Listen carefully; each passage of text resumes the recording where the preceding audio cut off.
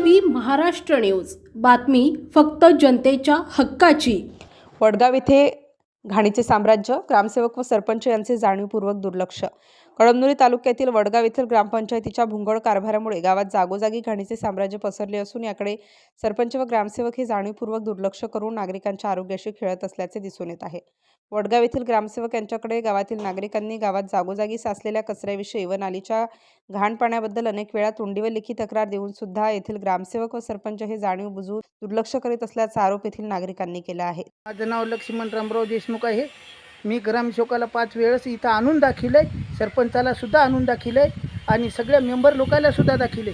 तर हे येरीत हसायले तर हसण्यावरच नाही आले, तर हे करच्यानं आम्हाला इथं बेमारी व्हायली। हे घर आमचे लागूनच होतं इथं।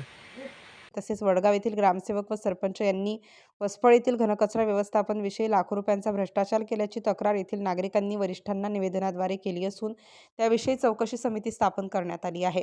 वडगाव येथे घनकचरा व्यवस्थापन तर सोडा, जागोजागी घाणीचे साम्राज्य पसरले असून नागरिकांचे आरोग्य धोक्यात आले आहे। तरी पण येथील ग्रामसेवक व सरपंच जाणीवपूर्वक दुर्लक्ष करीत असल्याचे वडगाव येथील लक्ष्मण रामराव देशमुख यांनी सांगितले आहे। वडगाव येथील घाणीच्या साम्राज्यामुळे सर्दी, ताप, खोकला या रोगांनी थैमान घातले असून याकडे कोणाचेही लक्ष नाही। तरी वरिष्ठ अधिकाऱ्यांनी त्वरित वडगाव येथील ग्रामसेवक व सरपंच यांची चौकशी करून नागरिकांना होणाऱ्या रोगराईपासून सुटका करावी अशी मागणी ग्रामस्थांकडून केली जात आहे।